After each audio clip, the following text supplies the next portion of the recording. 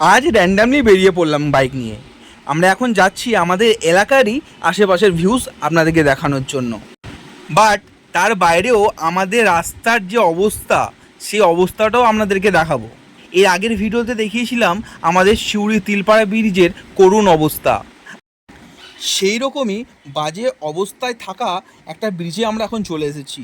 ব্রিজটির নাম দেউচা ব্রিজ। এই ব্রিজের অবস্থাটাও আমাদের সিউড়ি তিলপাড়া ব্রিজের মতনই, যাকে বলা হয় করুণ অবস্থা। এই ভিডিওগুলো করার পেছনে একটাই উদ্দেশ্য, যাতে আপনাদের মাধ্যমে এই ভিডিওগুলি আমাদের সরকার বা প্রশাসনের কাছে পৌঁছায়। এইটাই আমার উদ্দেশ্য। প্রত্যেক দিন লাখো লাখো লোক পথ দুর্ঘটনায় মারা যায়।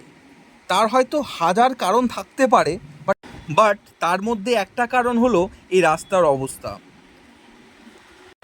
যদি কোনোভাবে এই ভিডিওটির মাধ্যমে আমাদের প্রশাসন এইগুলোর দিকে নজর দেয় এবং এই রাস্তাগুলো যদি সুরাহা হয়, তাহলে আমার এই ভিডিও করার সার্থক হবে। রাস্তাঘাট দেখভালের ব্যাপারটা তো সব সরকার বা প্রশাসনের হাতে। আমরা তো সাধারণ আম জনতা, আমরা তো যেটুকুনি পারবো সেগুলো আমরা করার চেষ্টা করব।